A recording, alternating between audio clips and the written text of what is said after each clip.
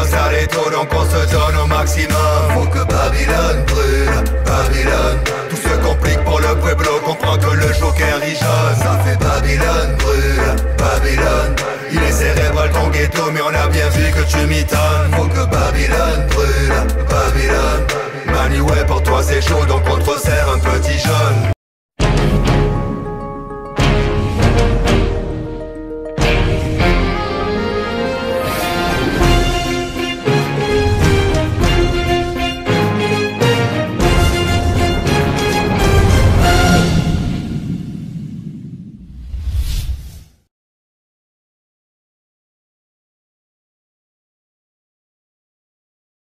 Bonjour, aujourd'hui je vais vous présenter Keiten, artiste de la région avignonnaise. Tu es ingénieur du son, auteur, compositeur. C'est ça. Et cette passion, tu l'as depuis? Depuis l'adolescence, on va dire, ça fait longtemps. Ça fait une bonne quinzaine d'années que je suis dans la musique, on va dire. Tu as sorti quelques clips où tu as eu des problèmes, tu as été censuré, je crois. Censuré, non, les clips ont été... Oui, le premier, oui, c'est vrai. J'en ai sorti un, en fait, un mois après le début des Gilets jaunes, qui a été censuré pour incitation à la violence. Oui. Il a été signalé et pas censuré, en fait, il a été déréférencé, et donc il était invisible. J'ai reçu un mail de Google me le disant, tout ça. Donc je l'ai enlevé de la chaîne. Et est sorti un autre clip 3 mois après qui s'appelle À la Détinger, qui en gros rend hommage à Monsieur Détinger. Donc ce boxeur qui s'était rebellé contre la police à Paris. Et en même temps, c'était une symbolique de courage des manifestants et de tous ceux qui luttent en règle générale. À l'époque actuelle, disons, donner son soutien à Détinger, c'était mal vu, puisqu'il y a une cagnotte qui a été faite, et apparemment, tous les donateurs de cette cagnotte, ils ont été dénoncés et ils ont été d'ailleurs, ils ont reçu une convocation pour demander pourquoi ils avaient donné. Donc on peut donner une cagnotte à l'heure d'aujourd'hui à la police, on peut donner une cagnotte à qui on veut, mais on n'a pas le droit de donner une cagnotte quand quelqu'un, on va dire, défend une personne qui était, puisqu'il était justement en train de voir que la police était en train d'appréhender une dame, hein, je veux dire, d'une façon, et lui, de sa part d'être boxeur, il est allé la défendre. C'est ça, c'est ça. Moi j'ai été touché plus par sa vidéo qu'il a fait après explicative, juste avant qu'il se rende à la police. J'ai été touché par son honnêteté, sa sensibilité, son engagement. Et c'est ça qui m'a donné envie de faire le morceau et non pas le moment où il tape les flics, en règle générale. C'est comme ça qu'il faut le comprendre. Le clip est sorti en mars, donc un peu après l'histoire. Moi, c'est le panache et la bravoure de cet homme que j'ai pris en symbolique pour en faire un morceau. Donc moi, je n'ai pas donné dans la cagnotte, j'ai donné de mon temps et de mon art, on va le dire comme ça. Et c'est aussi, comme à chaque fois que je fais un morceau, c'est aussi une manière de faire de la musique. C'est-à-dire que j'ai toujours un pied dans la forme et un pied dans le fond. Donc je peux faire de la musique pour faire juste de la musique, comme faire de la musique qui va dire des choses et aller un peu plus loin. C'est le cas de ce morceau. Donc ça m'a permis aussi de faire un morceau de trap, de rap violent, parce que c'est un morceau qui est dur, qui est provocateur envers le gouvernement. Et c'est une manière de faire un vrai morceau de rap, j'ai envie de dire. Voilà. Babylone brûle est un morceau fait de manière différente. Oui, puisque ton nouveau clip qu'on va présenter tout à l'heure, puisqu'on va vous le présenter, qui s'appelle Babylone brûle, tu m'as téléphoné il y a à peu près, c'était fin 2019, pour me demander l'autorisation si tu pouvais récupérer des morceaux sur ma chaîne YouTube. Bien sûr, j'étais accepté. De là, tu as monté ce clip qui s'appelle donc Babylone brûle. Qu'est-ce que ça t'inspire de voir toutes ces images? Ça m'inspire beaucoup, ça me donne envie d'écrire. J'ai pas eu besoin, j'ai pas attendu de réaliser des clips à base d'images de manifestations pour en être inspiré, puisque même hormis la musique, je m'informe régulièrement et je les vois régulièrement ces images. Et j'aime regarder ces vidéos faites par des amateurs à Paris, un peu partout à travers la France, comme les tiennes, parce que ça montre les vrais gens, comme ils sont, comme ils pensent. Et pas au travers des médias et du filtre et du filtre médiatique classique, j'ai envie de dire. Et c'est là que je me suis rendu compte que ce mouvement est bien plus beau que ce qu'on en dit.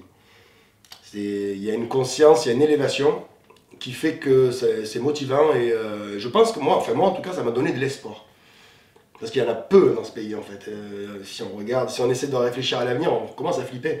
Si on regarde le présent et qu'on se dit qu'il y a des gens qui luttent et qui malgré les blessures, les condamnations et tout le reste, continuent, pour moi c'est positif. Dans ton entourage, ou tes amis au travail, ils savent que tu as composé ce clip? Mais oui, l'entourage bien sûr. Oui. Oui. Après, je m'en vante pas non plus parce que le but n'est pas de se faire connaître sur ce genre de titre ou de me montrer tout court. C'est vraiment une démarche d'artiste. Il faut vraiment arriver à comprendre ça. C'est-à-dire que quand je fais un morceau, là, ça m'a donné le moyen de faire un morceau qui met un pied dans le reggae, par exemple, sur ce morceau-là. Donc j'ai toujours un pied, comme je le disais tout à l'heure, dans le fond et dans la forme, et je suis inspiré par les deux. Donc quand je fais un morceau comme ça, j'attends pas forcément à ce qu'on me découvre sur ce genre de titre. Je suis pas un rappeur gilet jaune. On voit juste fugitivement sur une image. Voilà. Là on va montrer la réalité. montrer la réalité en musique et en rythme, je trouve ça intéressant, en tout cas pour un artiste. Et tes images sont belles, tu as fait un beau boulot pendant plus d'1 an, j'ai suivi depuis le début, il y avait de quoi faire. J'aurais pu faire un clip quasiment à base que de tes images. Oui, mais bon, il fallait que je montre un peu Paris et le côté international aussi de ce mouvement-là. D'ailleurs, tu me mets une image de moi, c'est ça qui m'a surpris un petit peu quand j'ai voulu défendre Marion sur Paris, qu'elle était à 10 mètres devant moi. Ce petit bout de femme était en train de se faire interpeller d'une façon qui n'était pas du tout normale. Je n'ai que ma caméra, je m'approche, je leur dis 1 fois, 2 fois, 3 fois, messieurs, s'il vous plaît, c'est une femme, elle va se faire massacrer le visage puisqu'il y a des bris de verre de partout. La récompense, on la voit sur l'image où je suis gazé à bout portant, je veux dire, je sens la gazeuse sur mon visage. Heureusement, à nouveau, je vais dire merci, monsieur les street medics. Parce que sans vous, je ne sais pas le nombre de blessés qu'il y aurait dans les manifestations et qui ne seraient pas soignés et qui auraient, je veux dire, parce que quand vous avez le gaz qui est pris, que vous êtes tapé, personne ne vient vous porter secours. Si, des gilets jaunes, malheureusement, ils n'ont aucun moyen parce qu'ils n'ont pas la notion de secours. Et vous êtes là, vous prenez des dangers. J'en ai vu qui se sont fait blesser. Bon, c'était une petite intermède. Mais merci à nouveau, je ne le dirai jamais à vous les street medics. Merci pour le sérum. Moi, ça m'a soulagé. Ça soulage énormément. Alors, on va dire que Babylone brûle, mais tu es resté, on va dire, un petit peu plus modéré. Tu es moins brut de décoffrage, on va dire. C'est lié à la musique. Ouais. Et c'est un morceau d'espoir pour moi. Babylone brûle, ça veut, je peux dire, comment expliquer? Babylone brûle, c'est un constat. C'est pas un souhait, c'est un constat. Il brûle. Le feu, c'est l'illumination. Donc c'est la mise en lumière. C'est comme on dit l'apocalypse, la révélation. Et là, Babylone brûle. On le voit, c'est-à-dire qu'on est en train de se rendre compte, et beaucoup de gens se sont réveillés grâce aux Gilets jaunes d'ailleurs, sur les médias, le gouvernement, et beaucoup d'autres sujets sur l'Europe. Il y a une révélation qui est en train de se faire chez les gens qui ne s'étaient pas encore posé ces questions-là. Et c'est en ça que Babylone brûle aussi. Et c'est pour ça qu'ils ont un gros problème à l'avenir, même politique, même pour les prochaines élections, ils vont avoir de gros problèmes parce que tous ces gens-là vont avoir énormément de mal à continuer à leur faire confiance. Et c'est pour ça que ce morceau est positif. Voilà. C'est pour ça que je dis Babylone brûle, Babylone est grillée. Babylone est grillée. Et on est en train de s'en rendre compte petit à petit. Voilà. À travers toutes ces images, à travers tout ce qui se passe depuis le 17 novembre 2018, est-ce qu'on peut encore faire confiance aux hommes politiques? Alors, je te pose la question tout simplement pour te dire, depuis 15 mois, où est l'opposition? Normalement, l'opposition aurait dû quand même rentrer beaucoup plus en disant, en tapant, je ne l'ai pas cité, mais bon, on a des grandes personnes qui disent je suis intouchable, je suis la République. Toutes ces personnes-là, où sont-ils? Où est l'opposition à l'heure actuelle? Au resto, dans les clubs, je rigole. Je sais pas où elle est, moi j'ai pas confiance en ces gens-là. La plupart du temps, comme je dis souvent, en politique, moi si j'écarte les faux patriotes, si on écarte les européistes, si on écarte les francs-maçons impliqués dans plein de réseaux et les sionistes, il ne reste plus grand monde. Donc moi j'ai pas confiance, voilà, si je surveille souvent ces critères-là, et après à partir du moment où j'ai pas confiance. Donc j'ai ni confiance à l'extrême gauche actuelle qui est représentée par Mélenchon, ni en l'extrême droite représentée par Marine Le Pen, par rapport à ces sujets-là. Après, peut-être qu'un jour il faudra voter pour le moins pire, parce qu'on nous a appris à le faire. Moi je suis de la génération, la première fois que j'ai voté, on m'a dit va voter Chirac, en 2002. Donc je suis de cette génération-là à qui on n'a pas laissé vraiment le choix. On a dit il faut aller voter pour le moins pire. On nous a élevés comme des castors. Voilà. Et bien aujourd'hui les castors ils récupèrent le bois avec lequel on leur a demandé de faire des barrages et on met le feu. Alors, est-ce qu'il serait quand même pas, bon, sans parler de l'extrême droite ou de l'extrême gauche ou du centre ou quoi, est-ce qu'il n'y aura pas un jour quelqu'un qui prendra un petit peu les idées d'un petit peu tout le monde? Parce que forcément, à l'extrême droite ou à l'extrême gauche ou dans tous les autres mouvements, tout le monde a des idées. Certaines idées sont bonnes. Malheureusement, quand une idée est bonne, mais que c'est dans le parti politique d'à côté, elle est plus bonne. Donc, est-ce qu'un jour, ces gens-là ne pourront pas un jour se mettre autour d'une table et dire, on va essayer de prendre chacun un petit peu les idées de chacun et essayer de trouver un amalgame de tout ça? C'est possible. Il peut y avoir des hommes bons partout. Peut-être que sortira dans quelques temps un homme providentiel ou une femme qui fera la différence. Mais moi, je pense, et j'en suis quasiment sûr, cette personne-là ne sera jamais liée à ces partis politiques. Parce qu'être dans un parti politique, c'est déjà se limiter. Et le système est fait comme ça. Le clivage droite-gauche, ils ne l'ont pas mis en place par hasard. Ils se retrouvent dans presque tous les pays démocratiques riches à travers le monde. C'est pas pour rien. Et c'est pas pour rien qu'ils attaquent tous les autres pays qui ne le sont pas aussi. Il y a forcément une raison. Et moi, je préfère, quand on parle d'hommes politiques, plutôt que de citer à droite ou à gauche, ben moi, je préfère citer des gens comme Étienne Chouard ou d'autres, qui sont des hommes politiques aussi, quelque part, à leur manière. Et si demain, il y a une évolution dans la politique, moi, je pense qu'on pourrait très bien, plutôt que de voter pour un président d'un parti qui va après choisir lui-même quel ministre à quel ministère, on pourrait très bien imaginer un homme providentiel ne venant d'aucun parti, à part celui de la France, qui pourrait après proposer des personnes que nous voterions pour chaque ministère. Moi, je pense que ce serait bien à la santé d'avoir un ancien médecin.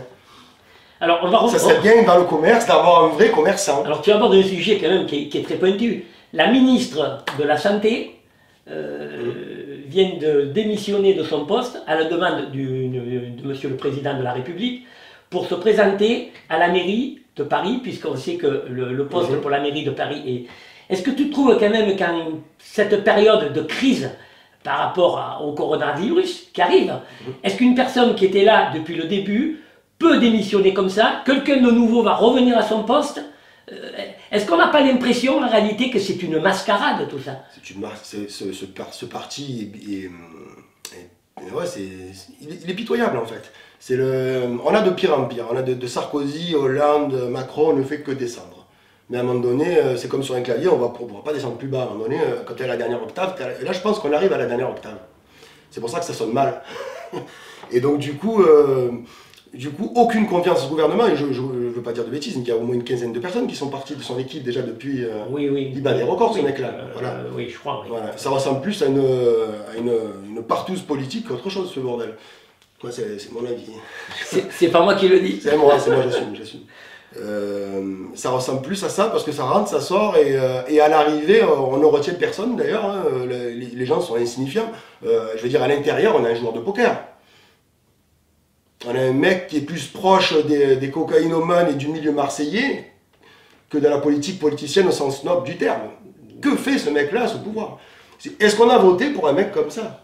Oui, mais alors je vais te raconter un petit fait d'histoire. Est-ce que tu connais l'histoire de Vidocq? Ça me dit quelque chose. Alors Vidocq, au départ, était à l'époque quelqu'un qui n'était pas très fréquentable. Ensuite, il était devenu indicateur pour la police. Et ensuite, il était devenu chef de la police. Donc tu sais qu'il y a des chemins qui sont quand même parallèles. Donc moi je ne dis aucun nom de par ma chaîne, parce qu'après on m'ausculte. Mais bon, il y a des parallèles aussi, comme tu dis. Mais ce qu'on ne peut pas reprocher à ce gouvernement... Après les liens entre la 5ème République et la pègre, voilà, il n'y a rien de nouveau dans tout ça, on le sait, quoi. Alors si tu le permets, on va diffuser ton clip qui dure 4 minutes 16. On va le laisser découvrir. Et puis après on reviendra, puisque nous on va le découvrir aussi en même temps. Et puis après on va revenir un petit peu sur ce qu'on va revoir à nouveau sur ces images. Ok, avec plaisir.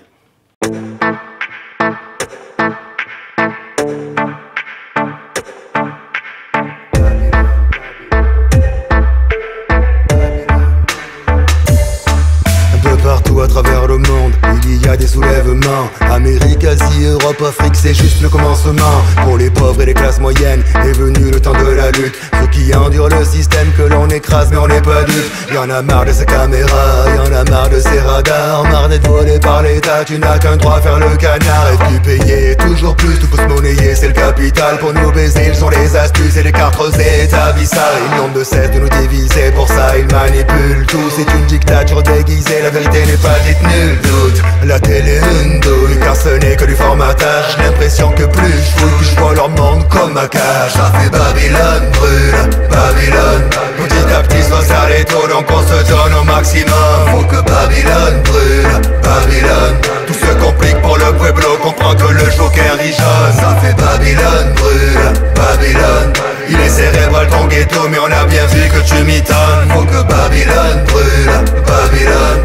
Mani ouais, pour toi c'est chaud, donc on te resserre un petit jaune. Si tu mélanges le jaune avec du bleu, ça fait des droits violets. Excuse-moi tu veux, mais ils font pas mieux que la Corée. Ils nous blessent et nous mutilent, comprends qu'il est l'heure de se révolter. Les CRS sont coupables du pire, mais les condamnés on les connaît. Ils laissent passer des casseurs et font tout pour que ça pète. Ils nous nassent ces castagneurs, ils nous gazent et nous arrêtent. Ils frappent les femmes et les street medics, ils tapent les vieux et les journalistes. Derrière des casseurs pour se cacher des flics qui foutent la merde dans les manifs. Cette Europe est fasciste, ils ne respectent pas la voix du peuple. Et on est régulièrement sali par ces merdas qui ne sont plus neutres. Retrouvons notre fierté, car France veut dire libre. Une dernière chance de se relever, malheureusement après c'est fini. Ce système est comme une pieuvre, ses tentacules sont partout. Quand le capital est à l'œuvre, seul en profite, sûrement pas nous. Mais je vois les Français dans la rue et ça me redonne de l'espoir. Faut réagir car on l'a vu, leur piège se referme, c'est que le départ. Ça fait Babylone, brûle, Babylone. Petit à petit se resserre les taux, donc on se donne au maximum. Faut que Babylone brûle, Babylone. Tout se complique pour le pueblo, comprend que le joker y jaune. Ça fait Babylone brûle, Babylone. Il est cérébral ton ghetto, mais on a bien vu que tu m'étonnes. Faut que Babylone brûle, Babylone. Mani ouais, pour toi c'est chaud, donc on te resserre un petit jaune. La fin de l'argent liquide, c'est l'asservissement total. Combien de malades et de suicides pour le travail, c'est pas normal. Oh, ils crèvent les yeux à ceux qui les ont couverts. Qu'ils fassent gaffe à eux, leur ciel est couvert. Du camp des travailleurs, mais pas de cette gauche qui nous a trahis. Ils jouent un rôle, c'est beau parleur, mais au final je vois qu'un parti. C'est celui de Maastricht, de l'OTAN et du mondialisme. C'est celui des ultra riches, des puissants et du satanisme. Ils nous fichent et nous surveillent, nous censurent et nous manipulent. Quand les cerveaux sont surveillés, c'est là qu'on endure et plus capitule. Mais non, je suis pas de ces moutons qui disent moi je bouge pas. Issu de cette génération qui ne s'agenouille pas. Ça fait Babylone brûle, Babylone. Petit à petit se resserre les taux, donc on se donne au maximum. Faut que Babylone brûle, Babylone. Tout se complique pour le pueblo, comprend que le joker y jaune. Ça fait Babylone brûle, Babylone. Il est cérébral ton ghetto, mais on a bien vu que tu m'étonnes. Faut que Babylone brûle, Babylone. Mani ouais, pour toi c'est chaud, donc on te resserre un petit jaune. Ouais, Babylone brûle. Faut que Babylone brûle. Oh, Babylone brûle. Faut que Babylone brûle. Ouais, Babylone brûle. Faut que Babylone brûle. Ouais, Babylone brûle. La démocratie est en travaux, donc on a sorti le gilet jaune.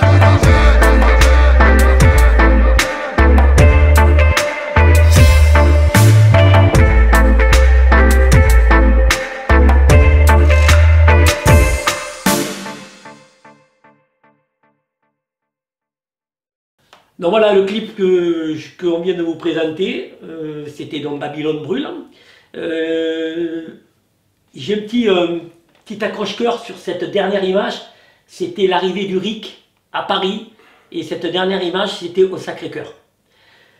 Maintenant, quelle image tu as toi des Gilets jaunes? Le plus beau dans cette histoire, c'est que ça commence dans le local le plus près de chez toi, c'est-à-dire le rond-point le plus près de ta maison, et ça a fini à l'autre bout du monde, en Amérique du Sud, en Asie, en Afrique, en Europe, dans d'autres pays. Et moi je pense que s'il faut retenir quelque chose, c'est ça. Et on revient à la France éternelle, à sa providence, à son aura dans le monde entier. Et ça c'est important. C'est une preuve, je le savais depuis le début. Dès que j'ai vu ce mouvement prendre, j'ai dit il y aura des répercussions à travers le monde, et ça n'a pas attendu très longtemps. Il y a plus de 22 pays où il y a eu des mouvements de gilets jaunes directement après, et même encore à l'heure actuelle, d'ailleurs on n'en parle pas. Il y a des mouvements de paysans qui mettent le gilet jaune en Espagne en ce moment, et évidemment les médias ne le relaient pas. Mais voilà, si ça a contribué à quelque chose, ça a contribué par exemple à ça. Du Chili à Hong Kong et un peu partout. Donc ça c'est la première chose, je pense, qu'il faut relever.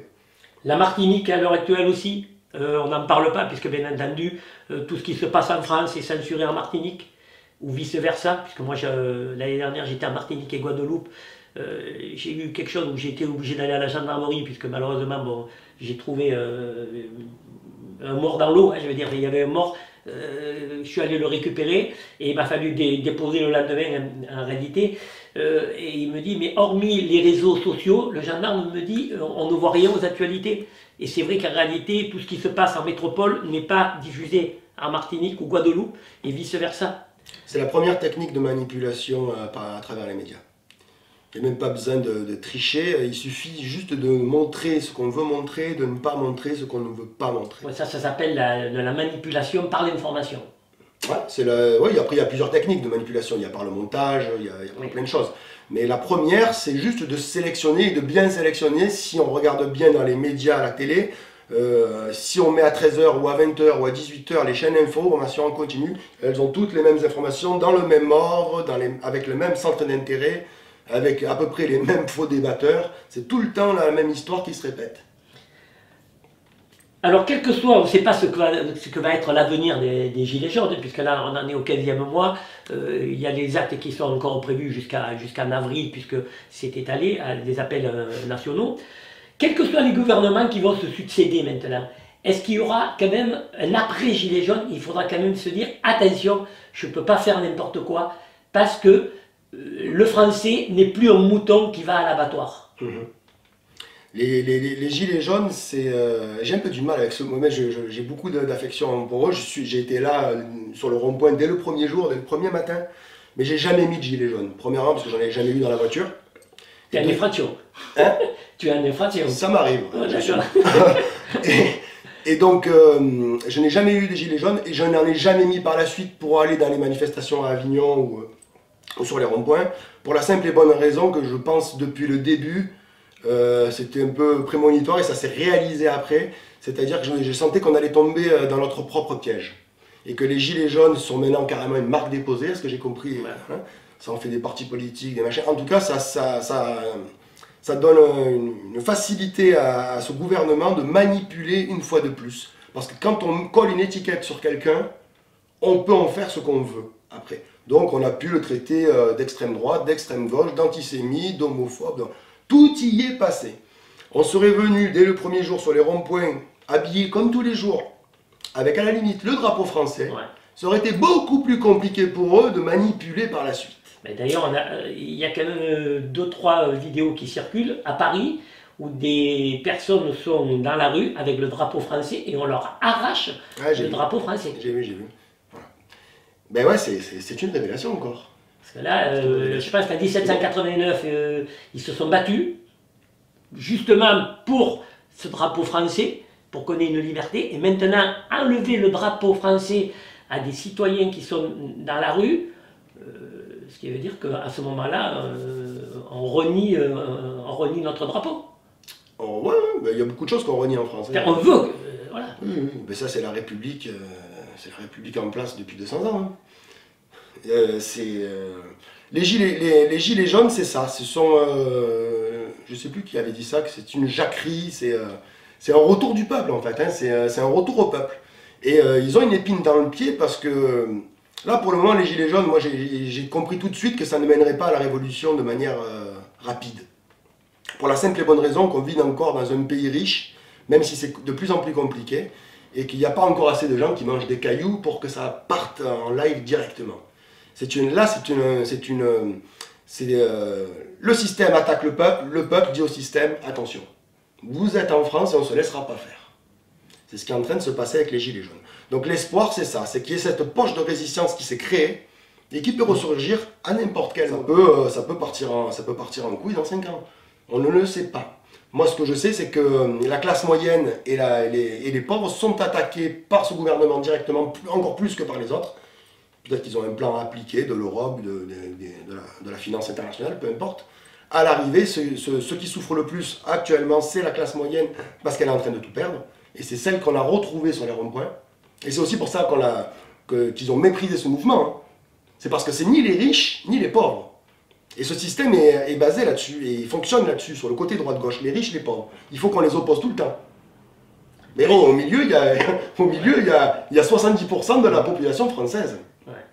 Donc, qu'est-ce qu'on fait de ces gens-là, à qui on demande de plus en plus d'impôts, de plus en plus de contraintes, et qui ne gagnent pas plus?